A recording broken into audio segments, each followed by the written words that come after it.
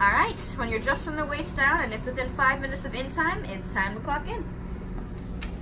To clock in, you're going to use the second one down over here. You're going to put in a series of codes. If you forget what you're doing for these bottom three, you can use the guide that's on top of the machine here. You're going to have to know your own badge number, so make sure you get that down pretty quick. The second one is based on what boat we're on. I'm on the Spirit, so I press 1. The job code is based on what you're doing that day. Most of the time, it'll be this waitstaff 42. And the dock code is based on which side of the river. We are at Salmon Springs, so I'm going to put in an 8. And again, if you forget any of those, there's guides right up here. Now we're getting paid. Next thing you're going to want to do is walk over to the podium and grab a manifest. This has a map of the boat that shows you where tables go, and on the back, any information about the cruise. These will exist whether you're on a lunch, dinner, or a PC. Let's talk about uniform standards. When you show up to work, you should be dressed from the waist down. That means your black slacks, black socks, black shoes, and a black belt. When it's time to get ready for service, when I put on your apron, make sure you have your black button up with buttons that go all the way up to the top, and a tie. You also want to make sure you have your name tag on. I like to keep mine in the pockets of my apron so that when I need it, it's ready. If you have long hair like me, also you need to make sure that your hair is back and out of the way before service.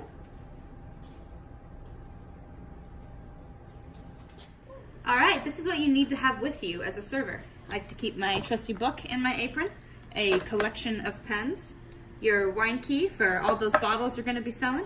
You should have a lighter with you, and of course, a manifest. It's time for boarding. So at boarding time, we have our manager standing at the podium. She has the manifest that has a list of all the passenger names as well as where they're sitting. As a server, you're going to want to stand at attention with the manifest at the ready and try not to leave the manager alone because it's definitely busy during boarding time and they're going to need help. So let's seat our tables. Hi. Hi. Welcome aboard. What's the last name of the reservation? Bond. Bond. All right. Should be under James. You two are going to be at table 421. And Travis here will show you where you're going. Awesome, thank you. All right. So as soon as the manager tells me what table number they're at, I just want to double check their name and table on my manifest. All right, follow me, ladies. Okay. This is so pretty. Oh my gosh. I have you right over here. Thank you. Go This ahead is so and nice. go ahead and make yourselves comfortable. Your server will be Maddie. She'll be with you in just a moment. We have the entree list and drink menu on the table if you want to start taking a look at that. Where's the bathroom? Our heads are actually at the aft section of this level. Awesome. Thank you so much. You're welcome. All right, let's talk about greeting your table and taking those first orders. Come with me. Hi, how are we doing here? Good, how are Doing you? good. Doing good, good. That's what I like to hear. My name is Maddie. I'll be taking care of you today. Are the two of you celebrating anything special? Oh, it is Gretchen's birthday today. Oh, happy birthday, Gretchen. Thank you. Yeah, thank you so much for joining us. Thanks. Happy to be here. Good. Have the two of you been on board before? This is actually our first time. First time on board. All right, well, welcome. Let me tell you just a little bit about the boat here. All the way aft on this deck is where you'll find the heads. However, you're also welcome to explore above us. There are outdoor areas on the second deck, as well as the third deck is entirely outdoors, and it is partially covered, so if it starts to rain, you should be safe up there. Also up on the third deck is the captain's wheelhouse. The cruise manager will announce a little bit later when that's open, so if you would like to have a chat, you can head up there. Love to. Fantastic. And this table stays sort of your home base, so you're welcome to wander and come back, and this will always still be here for you. Thank you. Yeah, we've got a few things on the table here. Here's our food menu. We've got some wonderful selections for entrees for you. We've got a couple of drink specials today as well. The Mount Veeder Cabernet, as well as a cocktail called the Crater Lake Lemonade. If you'd like something else to drink, we've got a list of beer and wines here on this side of the drink menu, and on the other side you can find cocktails and our non-alcoholic drinks. If you'd like to sort of keep track of where we're going today, you can use this map to follow along. Here we are at our dock. We are going to head upriver, down around the Lake Oswego Bridge, and then turn around and head back downtown. There's lots of cool, interesting things you can see along the river as we go, so if you want to sort of see if you can spot the landmarks, you can see them on there. Excellent. Can I get you two started with anything to drink or any appetizers today? That Crater Lake lemonade sounds pretty good. Delicious. And is coffee included? Coffee is not included, but I Okay. can certainly bring some over for you. Sure, that'd be great. Yeah, any cream or sugar? Both, please. Both. All right, I'll have that over in just a minute. Thank you. Thank you. Let's talk about carrying drinks. If you're carrying more than one drink, you're going to need to grab a tray. Make sure it's got a napkin on it. We are a fine establishment. As you're putting your drinks on your tray, do yourself a favor and try to put them evenly spaced out so that as you set your drinks down, the tray won't tip on your hand. Got the cream and sugar for the birthday girl here. There we are. I'm going to carry it about waist height, not over your head or anything crazy. And if you're nervous, just put your other hand on the tray as well. That helps keep it balanced. All right, I'm just about to drop off these drinks. On my way back over to talk to the table a second time, I want to make sure the busser has dropped off bread at the table. Looks like they have, so we are good to go. All right, I've got these drinks for you. Ooh, looks delicious. And the coffee for you, birthday girl. Thank you, ma'am. And cream and sugar here. At this time, now that I'm back at the table, I'm going to ask them about their entree orders. I want to make sure I get all these orders in a timely fashion so I can make sure to have all my entrees put into the system by the time we have been off the dock for 15 minutes. All right, and have you had a chance to think about what you might want to have for dinner here? We have. All right, what can I get for you? How's the beef usually cooked? The beef is usually cooked medium rare. I can do it a little more if you need. Yep, that's great, thank you. I'll take the beef tenderloin. Perfect. I will have the steelhead. The steelhead for you. All right, thank you so much. All right, now that we have drinks on the table, it's time to think about salads. If you're on dinner or a PC that has salads included, you want to make sure these are dropped before you put in entree orders. You want to offer pepper with every salad. You can do this either by having a busser follow you with pepper or having the pepper ready close by so that after you drop salads at your table, you can come right back. I've got some salad here for you. Excellent. And would you like a little fresh pepper? I absolutely would. All right, just tell me when. That sounds good. Perfect. Thank you. And now that we've got salads dropped, it is time to put in those entrees. Let's head over to the POS. All right. Once you have all your entree orders, you want to make sure that they are put into the POS so that the galley can start working on them. While the galley is working on entree orders, you want to make sure that as your tables are finishing their salads, you're getting all those salad plates out of the way. Salad plates should not be on the table when you drop entrees. However, through the magic of TV, our entree is already ready. So let's go get that down for them. All right, entrees are ready.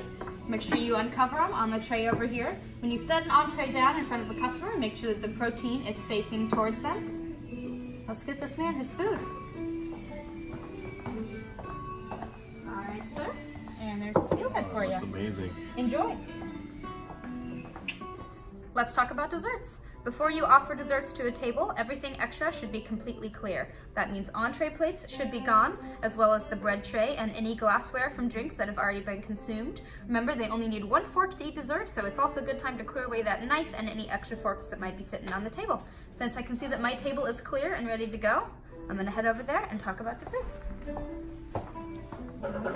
You two ready to see some dessert options here? Absolutely. Perfect. Normally on the dessert tray, there would be the 3 or 4 options that we're offering that day. For the sake of this video, we only have 2. Since this is a dinner cruise, I need to make sure to mention which one is the house dessert and which ones would be the upgrade.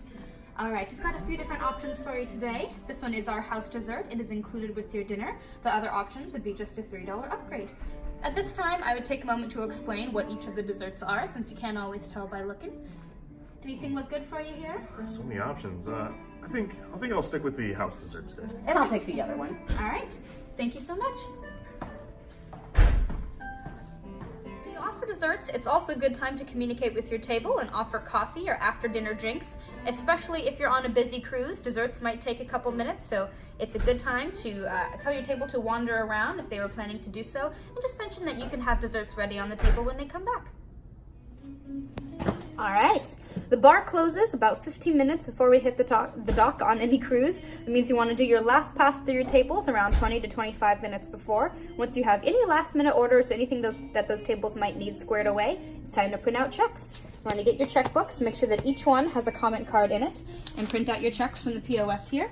Once your checks come out, they're going to have 2 amounts on them. The grand total, which includes the itemized list of everything, including cruise price, and the amount at the bottom will be the amount they owe for onboard purchases. I always like to circle that amount so we have no confusion, and tuck it into your checkbook. Always make sure to include a pen with every check that you drop so that if passengers would like to fill out the comment card, they have something to be able to do that. Now it's time to drop off the check. Always make sure to be polite and thank the table for cruising with us.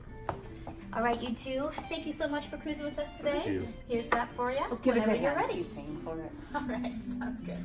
What a gentleman. After you've dropped off the check, there's a couple different ways to settle up. If they'd like to pay with a card, you run that over at the POS. If they pay with cash and need change, just ask the bartender for help. And that's it for the 10 steps of service. Good luck out there.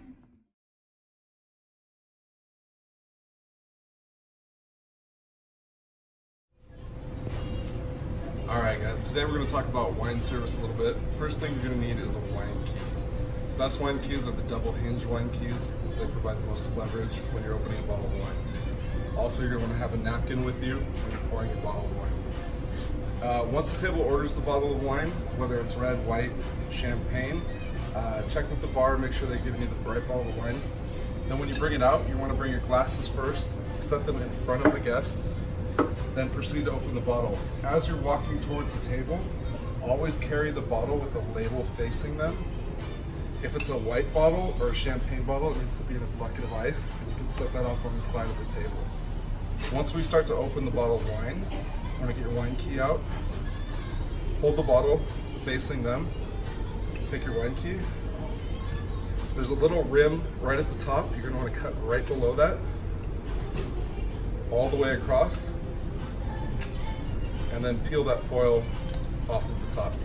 When you're done, you can put that in your pocket while you're serving your guests. Get the corkscrew out. Just a little end on the corkscrew. You want to hold it at about a 90-degree angle. Put the tip of the corkscrew into the cork, turn it up, and then you're going to do about 6.5 turns into the corkscrew. That's going to be just about the right amount of turns to get that bottle open. Put the first hinge on, hold it with one hand, holding that to the bottle. Then you're going to lift up to get that first part of the cork out. You're going to lift back up to get that second part of that hinge, pull that cork out. You're going to carefully pull that out. As you pull it out, talk to the table, converse with them, unscrew the cork, set it down in front of the host that ordered the bottle of wine. It's a good time to put your wine key away and get your towel out. If you look at the bottom of the bottle, there's a little hole there. That's for your thumb to hold the bottle of wine. You're going to want to hold the bottle like this with your napkin. And the first person you're going to want to pour for is the host that ordered the bottle of wine. You're going to want to pour a little bit of a taster for the host to taste the wine. Once they've tasted the wine and confirmed that it's good, then you can proceed to pour for the rest of the table. You're going to want to start with women first, then the rest of the guests, and then finally the host last. On red wine, we're going to pour about 1/2 of a glass to 3/4 of a glass to let the red wine breathe a little bit. White wine, you can kind of judge the table and see how many people are there, but you're going to go about 3/4 of the way. When we open a bottle of champagne, you're going to want to hold it from the base. It's a little bit trickier. There's a little tab underneath the foil that's going to help you peel the foil off. When you get the foil off, there's a cage on the top. It's got a little pull down tab. You're going to want to unscrew that and leave the cage on. And then you should have a towel with you. Actually, take the cage off, put it off to the side, have a towel with you that you're going to drape over the cork. The reason you want to do this is if there's built up pressure in the champagne bottle, the cork can fly off. So this is going to prevent the cork from flying off and hitting anybody or anything else in the restaurant. Slightly pour it off. Pour the champagne in the glass until the bubbles recede. And usually once the bubbles kind of hit the top, it's going to be approximately a perfect pour. Put the champagne back in the ice for the guests, walk away from the table. It's that easy.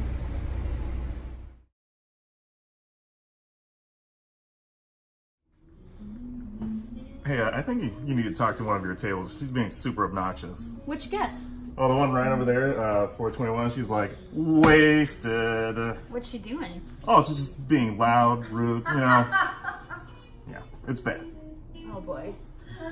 Drunk people. When you're talking to other employees about guests, never use derogatory words and make sure you're being discreet. Don't point at them or turn around dramatically to look at them. It's important that you know the table number and that the other employee does as well, so you can tell them where they are without having to draw attention to it. Yeah, I think the woman in the dark green sweater at table 421 might have had a little bit too much to drink. Might just want to kind of check up on her. Thanks. I'll keep that in mind.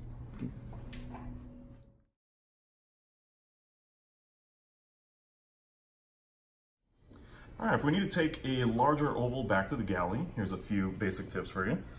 First off, you want to kind of nicely distribute the weight. We have glasses on the outside to act more as a barrier, stack silverware in the center, and similar sized plates. You want to get down on one knee, use your shoulder to brace the brunt of the weight, have your hand in the center, and then another hand at the front of the tray to act as more support. Lift straight up and carry it back to the galley. Alright, so when we're bussing dirty plates and glasses, this is where we take it to get it all broken down. So first you're going to want to set your tray of dirty dishes and glasses here.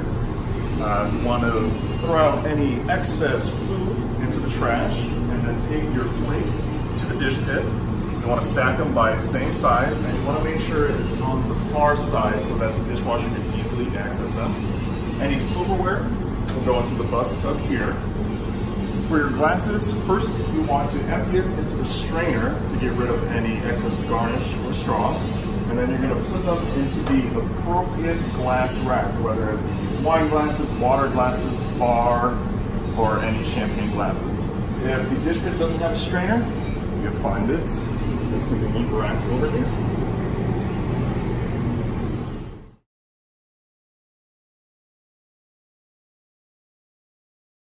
All right, now we're going to give a general overview of the bus station. Let's start with some coffee. Right here, we have our coffee station. Now, the amount you're going to need to brew is going to depend on the size of the cruise. It's always good to ask the cruise manager how much you're going to need. Also, make sure the boxes are empty before you start brewing, or else they're going to overflow. For these boxes, you're going to want to use 2 scoops of coffee, and for the smaller bar crafts, you want to use 1 scoop. As far as the actual coffee station goes, you want to make sure it's well stocked with coffee mugs, saucers, sugar, tea caddies, tea pots, as well as creamer pots. Now, the teapots and creamer pots you can find just below here. And as far as the sugar and tea goes, you can find it in this cabinet right here. All right, a few more general features of the bus station. You're going to find these blue linen bags.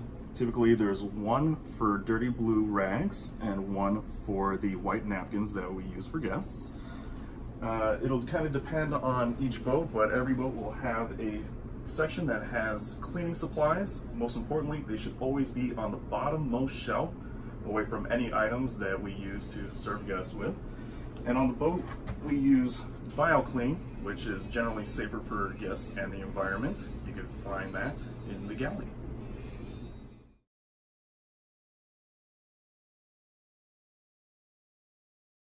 All right, brief life jacket demonstration. As you can see, we use a horse collar style life jacket. To put it on, simply put your head through the head hole.